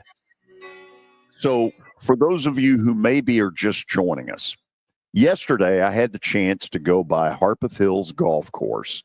My buddy Kevin Fort, who runs both Harpeth Hills and Percy Warner Golf Course, told me about a big conversation his family had. I'm guessing it was Christmas Day, and obviously it must be some sports fans. And one of the things they debated were the top 5 homegrown Titans of all time. My initial thought was, hell, I can do this in 30 seconds. It's a piece of cake. But it's not a piece of cake if you really try to study it and be fair. But also the other thing that comes out of this that's a little embarrassing, in the last 10 years, there ain't much to talk about. No, at all. Yeah, that it's hard in some ways. They've had good players, but recently it's hard to come up. I mean, Derrick Henry is the only one in the last decade. And he's, really. To me, he is the most no-brainer that will come out of this discussion. How can people get in if they want to do it non-telephonically? Chat room is open on YouTube. We've got a few comments in there, but keep firing away. Just go to the YouTube channel. It's to the right of the screen if you're watching. Just type in your question. We'll see them, and then you can do the same on Twitter and Facebook as well. Feel free to put Samari Roll's name in there. Pretty darn good corner. Okay, let's start with Clay on line 1. Clay, welcome into 94.9 The Fan. Good afternoon, guys. Howdy. How y'all doing? Anyway, Kelly, by the way, real quick before I get to my list, I just want you to know, for all the grief that you give my boy Billy, Joey Dwyer and him are rising stars in the podcast industry. Did you hear that, Kelly? Okay. I did hear that. Okay. Good for Billy. You know, guys, I've sat here and thought about this for the last 15 minutes. I've been listening to y'all, and, you know, it's hard to kind of pare it down. I've thought of all kinds of names, and George, you just threw out Samari Roll, and I had not thought of him. Number one for me, obviously, is Steve McNair. Steve McNair, that's probably the most tragic story, ending of a life to an icon in the city. The things he did, helping people in New Orleans through his foundation or whatever, Hurricane Katrina. So he would be an obvious number one for me. Number two would probably be Eddie George. Number three would probably be, I'm debating between Keith Bullock and Derek Mason. So they're 3, 4 in some order. Number 5, I've got to think about this one. I would say Chris Johnson. You realize you've left out the one that we believe is the no-brainer. And that is? Derrick Henry. Oh, yeah. I meant to, yeah. I thought, I thought, how could I leave him out? You know what? The 99-yard run with the 3 stiff. 3 stiff arms on the 99-yard run. That's probably the most amazing run I've ever seen in the NFL. Call it a brain cramp. Yeah. But anyway, that would be my 5. So there you have it. Okay. 3 running backs. Well, given that this has been a franchise that's most success has been when they've run the football, yeah. Yeah, I mean, they've had 3 incredible running backs. Look, they haven't prospered at a lot of things, but in Eddie George, Chris Johnson, and Derrick Henry, can any team in the last 25 years give you more quality running backs than them? I don't think so, and that's what I said when I said that this is the only franchise in NFL history to have 2 backs to go over the 2,000-yard mark. So that's pretty impressive. And George, I'm going to say this again, and I said it months ago. I just remember playing, and I was in that era when Steve McNair and Eddie George and all those guys, Keith Bullock and Javon Curse. I had to play against those guys. And when you came down here or when they played you at your place, you knew you were in for a dogfight. It's just kind of it's sad to me. I don't know if sad's the right word. That's just the ebbs and flows of it. But they're just not at that point anymore right now. They've got to get somebody, and hopefully this Borgonzi guy can bring some life, bring some energy, bring some knowledge. He's been around Kansas City to bring some knowledge in the draft process, because you're right, George. From 3 to round 7, they have not hit on anything, and that's where the good teams make a lot of hay. You find diamonds in the rough that may not be ready yet, but when you draft them, you can develop them and you can get them talented, and then they help out. But I just what I see now on the field is definitely different than when I played against, because they had some formidable guys. Talk about Samari Rowe. You talk about all those guys in the secondary. You talk about what Steve McNair could do, and he hands it off to Eddie George. He had those guys up front that were really good, the Brad Hopkins, the Michael Roos of the world, and they were just really good. And where they've gone now, like it's not even talked about. They're kind of an afterthought. Okay, let me go to Eric, who I knew would want to get in on this one. Eric, how you doing today? Oh, I'm doing great, George. And I thought of another 2 teams that matched the Super Bowl, but this is kind of an odd one, how you want to do it. The Rams, the St. Louis and Los Angeles Rams against the Patriots. Oh, yeah. Yeah. So of course, when the Patriots beat the St. Louis Rams first time, that was the greatest show on turf. That was their first Super Bowl. And then, of course, they beat them in that dog game. I guess what was it, 10-3 game. The Patriots beat the Rams. Yeah, and that was Sean McVay's Rams. And, of course, the other one was, I guess, the Mike Martz Rams. But it was the greatest show on turf, and they were trying to go for another Super Bowl win. And, of course, the Patriots beat them. Everybody was pulling for them then, and that's what started for New England. Yeah, that was the one where it started kind of the Patriots dynasty. And if you remember, the game comes down to a decision by the Patriots. Yeah. They get the ball back at about their 15-yard line with about 1:20 left in regulation. And there's a lot of talk in the telecast of they're going to sit on it and play for overtime. But this young guy, Tom Brady, kept finding stuff, and little did we know at the time that old Tommy Boy was going to be the GOAT. Yeah. George, as far as Titans, you named a lot of great ones. And for my last one, I'm going to name one that nobody's named yet. My first one, I'm going to go with Derrick Henry. For me, is number 1. Just what he did, impact.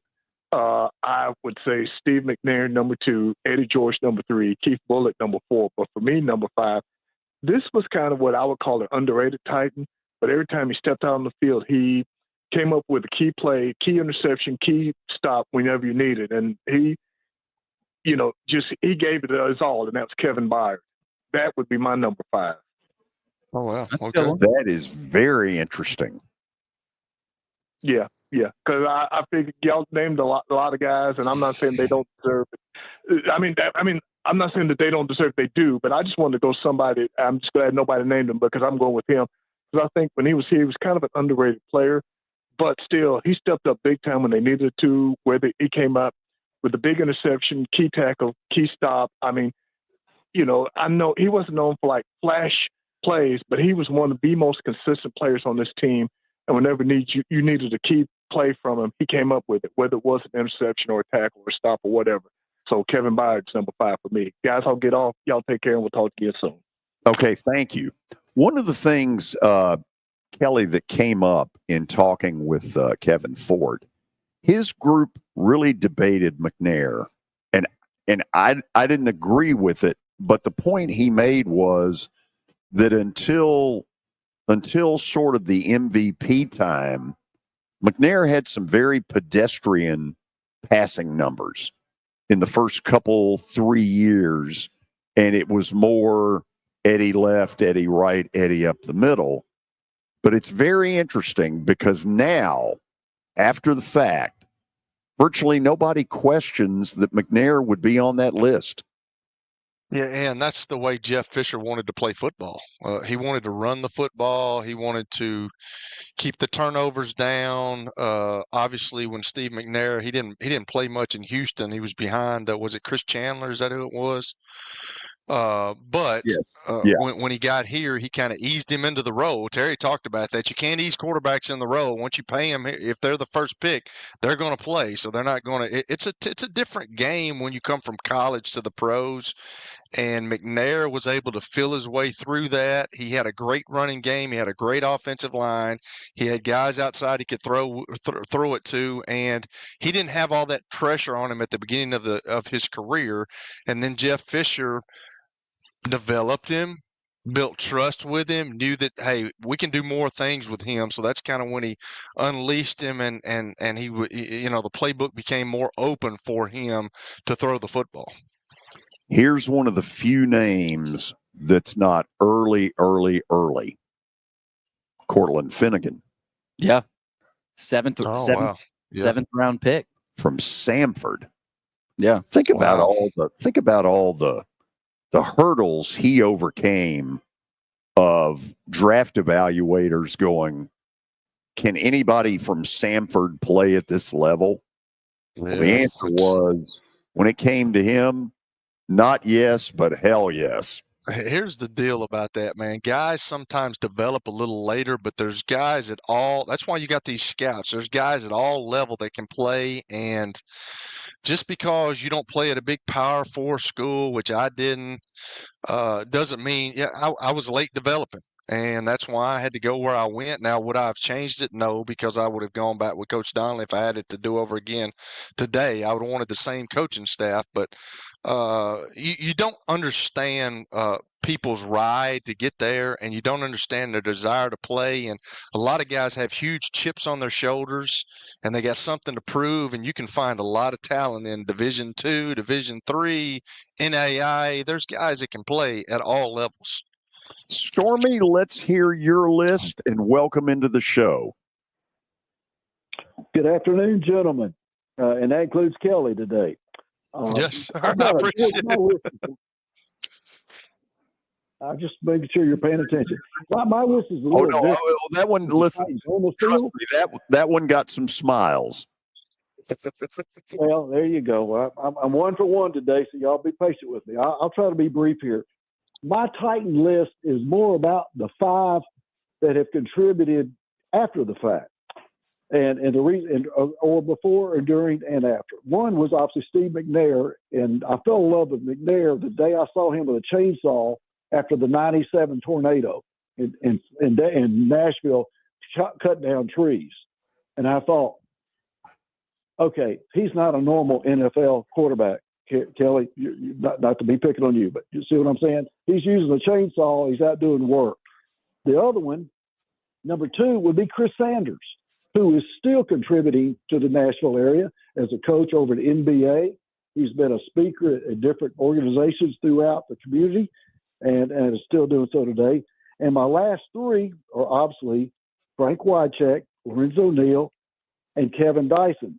And the reason I used them was Frank Wycheck and Lorenzo Neal and Kevin Dyson signed a football for my kids.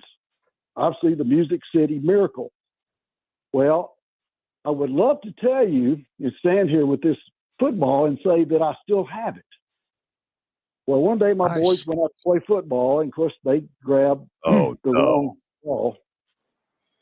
And let's just say that prized possession. I don't know what happened. They go, oh no, I don't know where it went. So I didn't beat them too many times. No, just kidding. I didn't. I just thought, well, I guess that's part of history we'll never see again. But I have one Hall of Fame, and obviously the ones y'all picked before. We lose him? I think we lost Stormy. I think we lost him. Lost Stormy. I was going to tell Stormy I had a charity deal where I went out and I was cutting bushes when I was still playing and almost cut my thumb off. So I thought differently of that. Yeah, got to be careful on that. Look, when I brought up Frank Wycheck, and I would love to have put him in this 5, because nobody was more of the recipient of his decency than I was.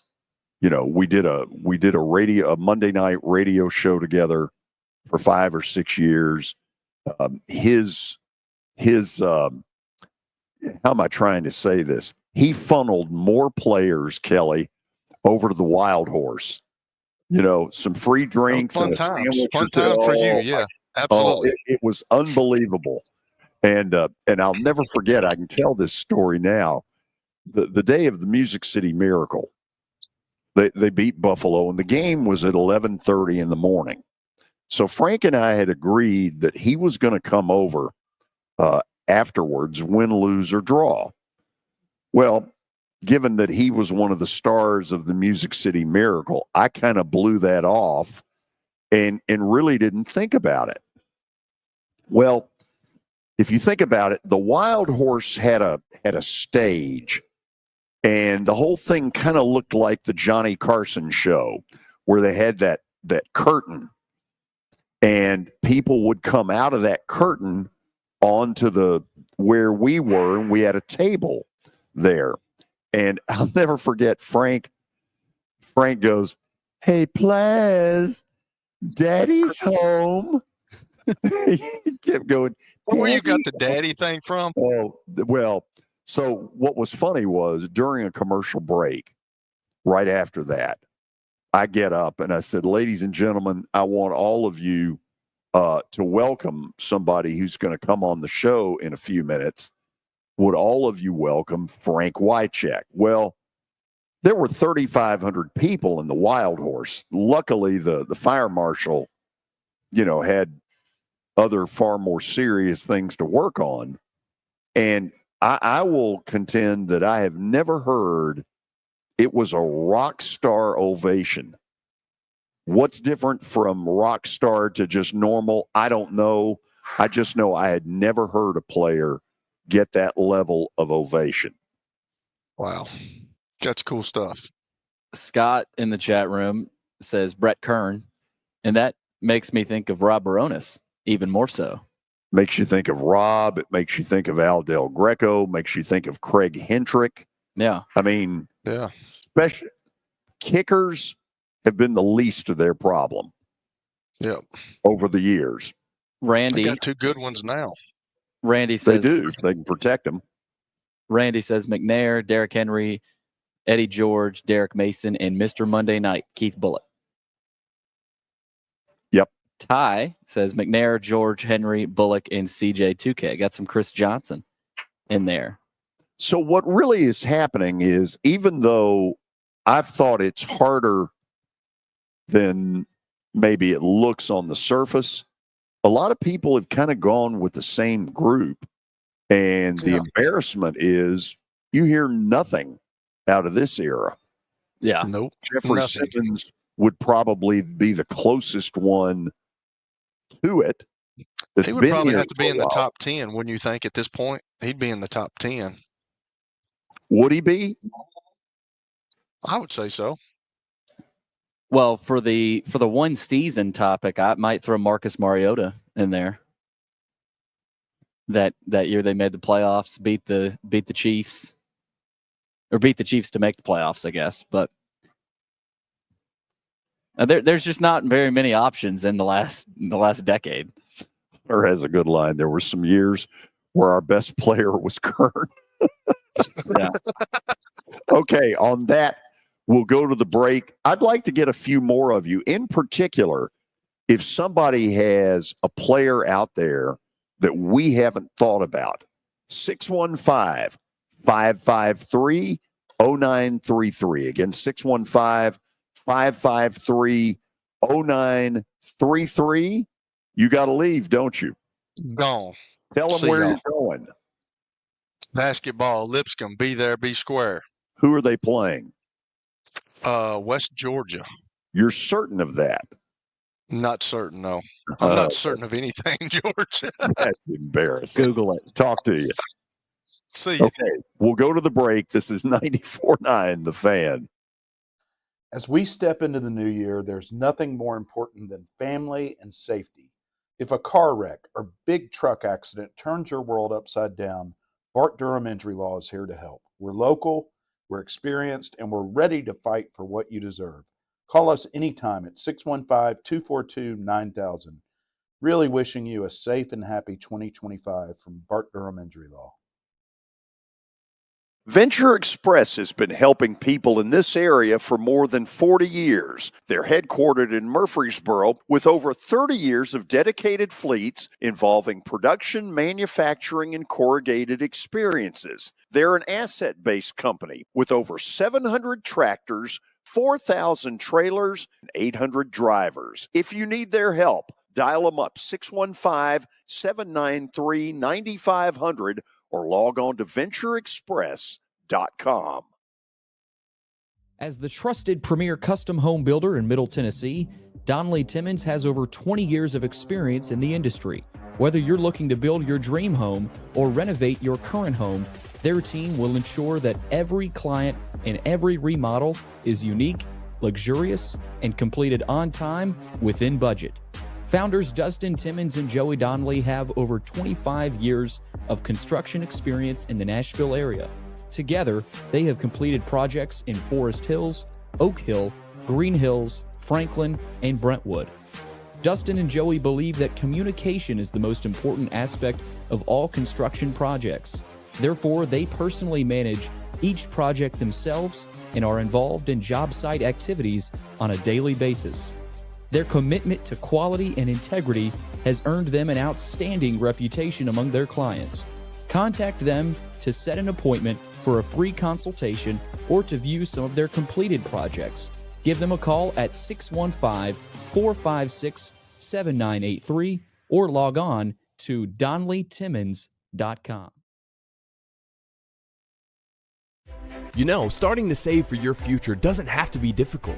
Let Wilson Bank and Trust help tone up your financial goals this year. Our certificates of deposits or CDs can help your money work harder with our competitive rates, earning you more than ever before. WBT checking options allow you to earn rewards you can really use, like a high interest rate or cash back on check card purchases when you meet some e-banking qualifications. Visit your closest Wilson Bank and Trust office or online at wilsonbank.com to get started today. Member FDIC.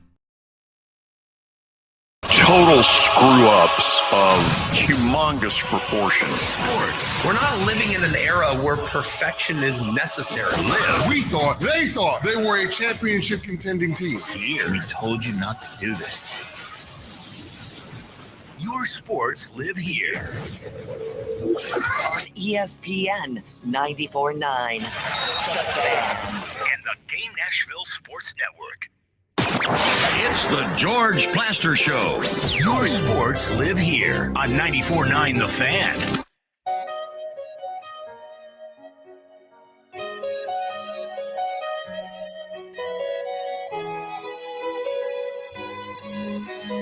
So if you're wondering what it is we've been doing and maybe have just joined the show, yesterday, my buddy Kevin Fort, who runs Harpeth Hills Golf Course and also Percy Warner, was telling me about a deal that obviously a bunch of sports fans and his family got into around Christmas Day. And one of the things they did were the top 5 homegrown Titans of all time. And so my initial thought was, this is a piece of cake, this is a breeze. But then all of a sudden it got a little bit harder off of what I thought was the initial list. Here are names that I had on the list: Steve McNair, Eddie George, Chris Johnson, Derrick Henry. Derrick Henry, to me, is number one in the there's nothing to discuss. Yeah. He would have to be there. Others you can debate all you want. Derrick Henry, there shall be no debate. Yeah. Another one we haven't mentioned, A.J. Brown. Yeah, and in fact, old A.J. on this envelope is right there. I had A.J. Brown and Derek Mason. And the truth of it is, had A.J. Brown stayed here longer, he might have been inch closer to the no doubt. Yeah.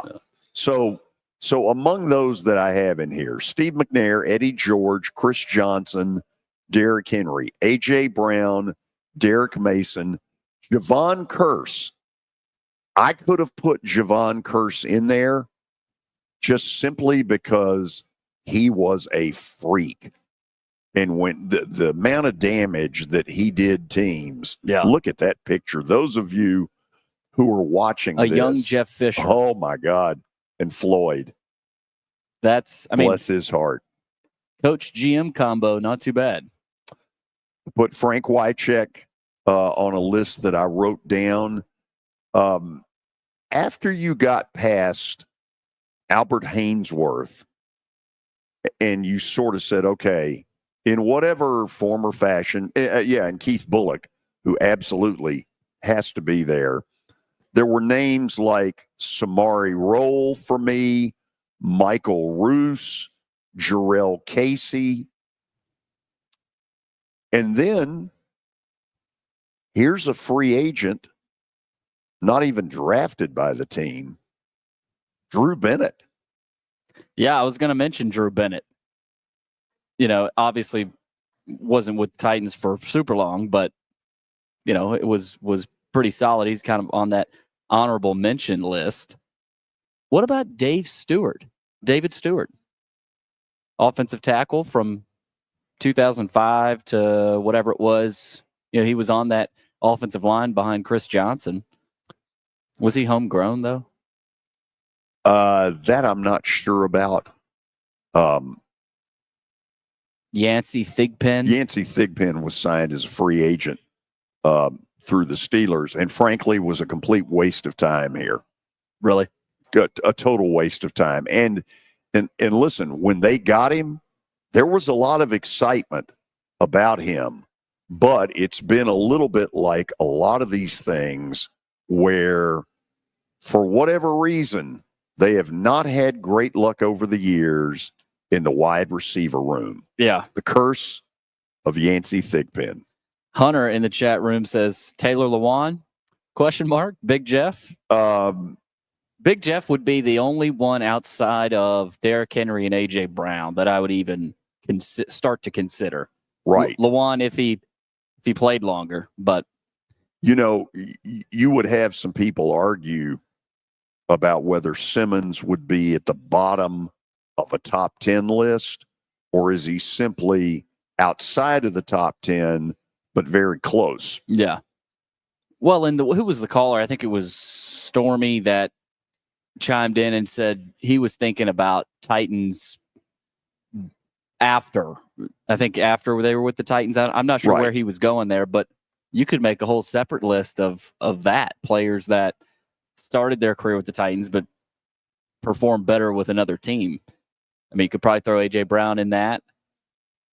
I mean, I guess you could throw Derrick Henry in that A.J. Brown's as well. pretty darn good here. Yeah. Should never have been traded. Yeah. The things you learn out of doing this exercise is that, number one, in recent years, there's not much to put on that list. No. Modern day, as in the last 5-10 years. And what you really learn, and what Borgonzi has been brought in here to change, is this narrative from rounds 3 through 7.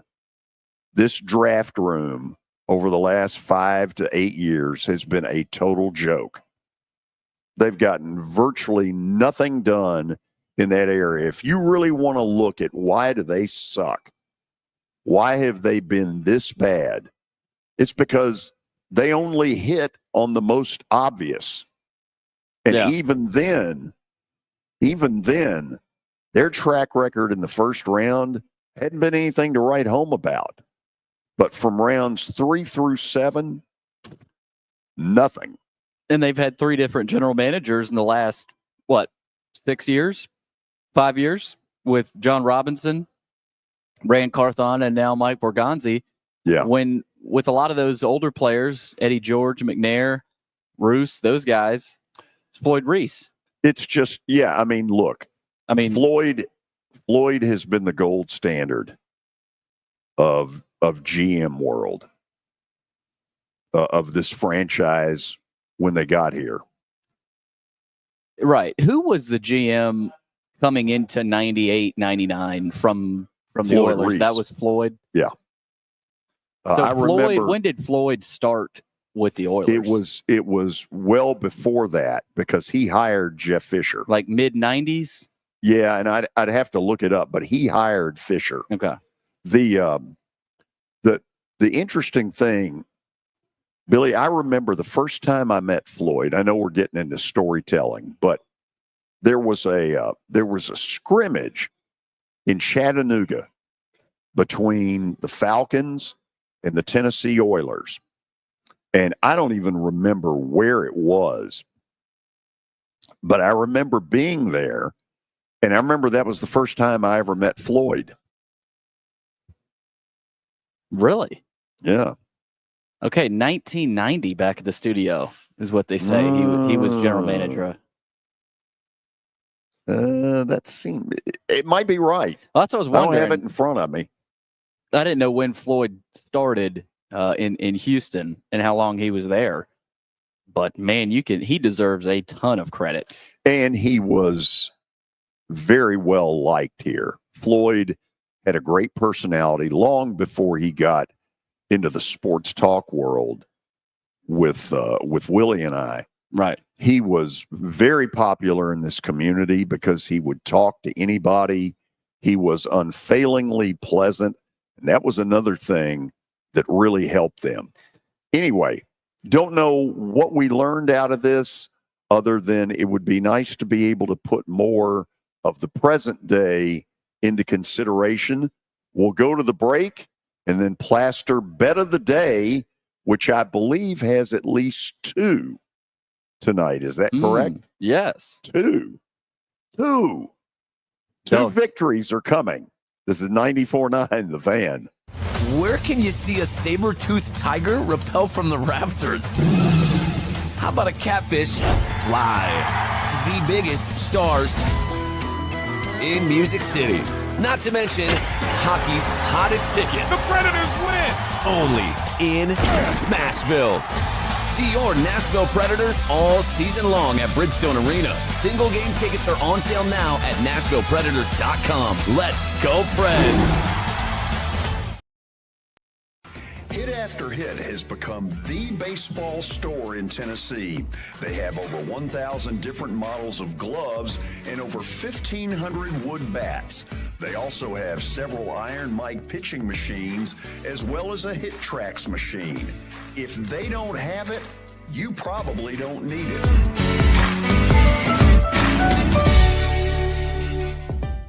We're proud to call Hit After Hit the official shirt provider of the Plaster and Friends Celebrity Bowling Night.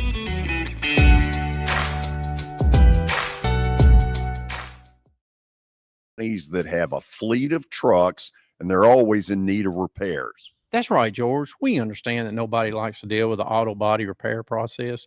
We try to simplify that at our 3 convenient locations.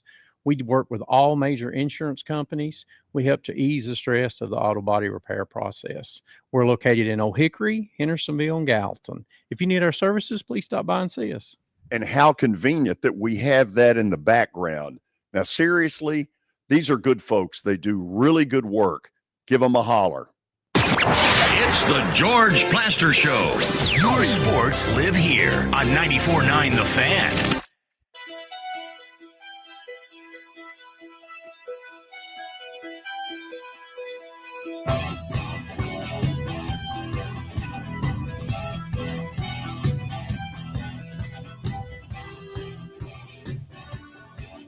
Final segment on a Wednesday. We've got 3 more games tonight in the SEC. Tennessee and Missouri coming up in about an hour on the SEC network in Knoxville. Arkansas and Texas. LSU and Georgia. We'll see where George is going with Bet of the Day, brought to you by Bart Durham Injury Law. But first, we take a look at what happened last night, and you had a 2-1 night. So you had the Michigan State Spartans get a win. Boy, barely. Yeah, by the skin. Barely. They lost by 2. And barely covered, yeah. And then BYU did not hit. Yeah, in the second half, they got their clock cleaned by a really up-and-coming Arizona team that people, when we get time, when we get to the tournament, people aren't going to want to play Arizona. No, you're going to have to keep an eye on them. And then we had Ole Ole Miss Miss covered big time against Kentucky. Yeah, and you know what you're seeing it feels like is hangovers, where one loss maybe contributes to a second loss. For instance, Iowa State got beat Saturday at home by K-State. Nobody saw that coming. And then 2 nights later, they went to Lawrence, Kansas, and stunk up the joint. Got ripped. Kentucky, a real downer against Arkansas. And instead of kind of getting back up off the mat, Ole Miss threw a haymaker at them. Just beat the snot out of them. Yeah, I think Kentucky would have loved to have been in the ACC at that point and play a Wake Forest or a Boston College at that point to return home to. They do get South Carolina on Saturday, though. Yeah, everybody's favorite team. Yeah. Okay, so I got 2 plays tonight where I'm taking small favorites. In years gone by, taking Central Florida at home against Cincinnati would be laughable. However, these are not your father's Cincinnati Bearcats. They don't play defense the way some of those great Bob Huggins teams played. Central Florida, man, they've gone into the Big 12 where I thought they would really have a hard time competing, and they have really done quite well. Yeah, who's their coach now? That's a good question, and I don't have a good answer. But it looks to me like you're about to Google it up. Johnny Dawkins. Okay. Still? Yeah, I didn't realize. I thought because he was in some talks to move off. But, yeah. So he's still there. The other game is a late one tonight. Stanford's been on a roll. They have run over some people in the last couple of weeks. Here's the other factor. I believe that what you're starting to get now are some travel fatigue in the Big Ten and the ACC. Yep. The going east to west or going west to east. And I'm going to be really interested in the next few weeks to see if some teams fall apart that are simply not used to the level of travel that they're having to do. Well, look at Michigan State. They played USC over the weekend and then turned around and stayed out there. You would imagine, and played UCLA. They did. But they're not doing enough of that where you have back-to-backs on the West Coast. It's good for academics, isn't it? Yeah. Anyway, tomorrow, college basketball insiders will join us, among other things. Thanks for being with us. We will talk soon on 94.9 The Fan.